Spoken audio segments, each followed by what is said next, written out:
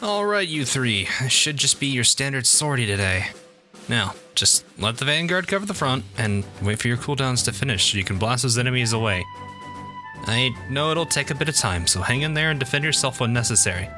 Don't take any risks, and this mission will just be like the rest of the previous ones. Now, Richie, where are you going? Wait for the vanguard. You have to load your guns first before you...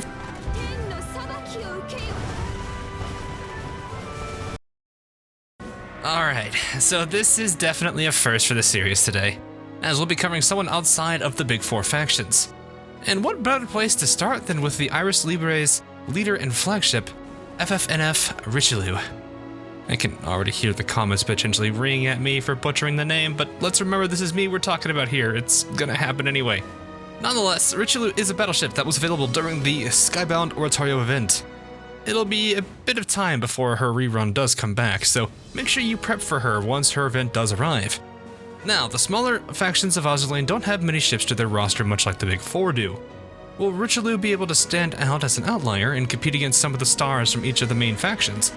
Well, let's see how she fares. Now, for this particular review, we'll be relying on comparing against another well-known battleship, IJN Nagato. I think this works well, as both of them are SRs and also are faction leaders. So let's see if Richelieu can stand against the Fox Lily. Starting right off with survival stats, Richelieu does beat Nagato a bit in health. 300 health isn't a major difference, but it can add up in the end. This combined with heavy armor means that Richie can tank attacks rather well, but will suffer from battleship AP rounds and torpedoes. So exercise caution when around enemies using these particular weapon types. While the difference is not much, Richie does beat Nagato in evasion, and will have a slightly easier time with dodging attacks than Nagato will. Last but not least, Richie also sports a decently higher anti-air stat than Nagato does, so she'll do much better with taking on planes and damage reduction from their attacks. So starting from the get-go, it seems like she's overall much tankier than the Fox Lily. Though the usual trend for this means that her offense is traded for this, so let's take a look there. In a major surprise, Richie's firepower is actually a bit better than Nagato's. This means that an individual shot can do more damage if we only consider firepower for it. Now, her reload is also a bit higher than Nagato's as well, meaning that not only will she hit harder than her, but she'll also be a bit faster on the draw as well. Now, this looks great and all, but equipment will still play a role in her damage output. However, things do get interesting here. Unlike your usual battleship, Richelieu does not get 2 additional main gun mounts along with her 2 additional secondary gun mounts.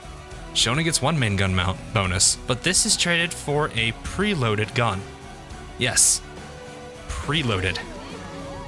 So while you have to wait for others to load their guns fully to fire, Richelieu is ready to go right from the beginning. Now, this is the main reason I have her in my Reap from the Start fleet formation. With her being able to fire right from the get-go, this can be extremely punishing for elite fleets, as they will take decent damage before they have enough time to put out some damage themselves. Some may argue that the loss of the main gun mount means lower DPS, as you do lose one of the 3 salvos that battleships normally fire. But there is more to gun DPS than simply just 3 salvos, and Richie already is doing pretty well with firepower. To further complement that firepower though, Richelieu's main gun efficiency sits rather high at 160%. This means that her individual salvos will hit much harder thanks to the firepower and efficiency advantage she possesses. She does lose the secondary gun efficiency to Nagato by a little at 200%, so she may not be as effective as defense as Nagato can be. Lastly, her anti-air gun efficiency sits at the average of 100%, so she'll do okay anti-air wise, but will more than likely lose to Eagles in that department. Now, I talk about Sandy here, but she's still kind of recovering from what happened in Eldridge's video. Overall, she's got a really solid stat line to work with and will not have a hard time with her losing that salvo for the preloaded gun. Now, when we do look at things for her at level 120, her stats do see a pretty solid jump as well. Her health jumps quite a bit alongside her evasion almost doubling. This gives her some really solid survivability. Her firepower and reload also see some pretty decent jumps as well, allowing her to hit even harder and faster. Overall, this is really quite a good series of jumps, all things considered so far. However, we still have to discuss skills, so let's see if those complement her or not. Richie's first skill is a yellow one called the Iris's Flag Bearer. which does a handful of things. The first is that it increases the firepower, torpedo, accuracy, and reload of all Iris Libre and Vicia Dominion ships by up to 15%. The second part of this buff depends on which faction the ship is in. If the ship receiving this buff is from the Iris Libre, they will deal up to 6% more damage, whereas if they're from the Vicia Dominion, they will take 6% less damage. Now, this skill only procs if she is flagship, and those buffs will also apply to herself, which is pretty nice. Now, these buffs are definitely nice for her faction mates, as they will definitely help to increase the damage output from them. Just remember that it does require her to be flagship, but again, this is not unusual for faction leaders. Now, her second skill is a red one called the Iris's Holy Flame, which gives Richie up to a 75% chance to fire a special barrage when firing her main gun. This special barrage carries with it a 70% chance to ignite enemies with a burn that also debuffs them. The debuff will lower their firepower, aviation, and torpedo stats by 5% and lasts for 30 seconds with the burn. The barrage itself definitely hits decently, and the debuff is nice even if it isn't much of a major one. It's definitely some nice extra free damage that she gets alongside her already pretty decent gun damage. Lastly is her final red skill, the Iris's Vindication, which is an interesting skill that caters to more manual players to a degree. It does give her first manually aimed volley the nice boost of being guaranteed to critically hit. The skill also increases her main gun damage by up to 12% if she's equipped with a HE gun. Now, the damage boost is nasty when you consider her already good firepower and stellar main gun efficiency, so this is really just icing on the cake to further push her gun DPS through the roof. Now, the manual aimed volley is an interesting thing to mention. This is the first manually aimed volley for the entire fight, meaning that if you want to bank it for just the right time, you can have her fire on auto until you actually need it. This is handy when you want to save it for a boss fight. However, be cautious when using her in mob fleets. There's an old saying that was adopted by the RTS community I was in that used it for super weapons that I do think that applies here, which is if you don't use it, you lose it. What we mean here is that if you never take advantage of this side of her skill, you're losing out on that little extra chunk of damage she could do. This is something I could see happen in mob fleets, so make sure you consider that when you're using her in them. Overall, Richie definitely is quite the powerhouse of a character. Her strong stat line and powerful skills definitely give her a huge advantage in combat. Is it enough to pass up Nagato? I wouldn't look at it that way. If anything, it'll depend on what fleet you're running with her.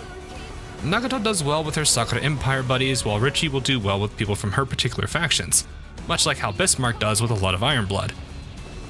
Now, on their own, I still wouldn't use them together as they both have the flagship requirement skill, so it really just will come down to what your fleet comp looks like. Speaking of your fleets, is Richie a mob or a boss fleet backliner? Richie has strong enough DPS that she can work extremely well in both of them.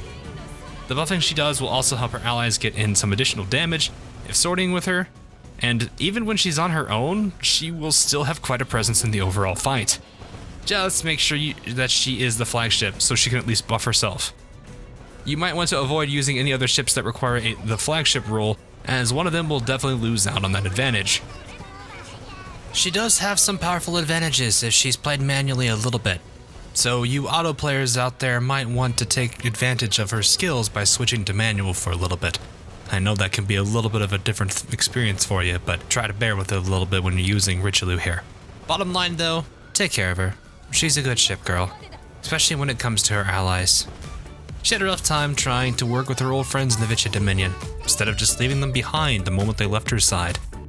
She's a loyal shipfu, so maybe that'll give enough waifu points for that oath ring.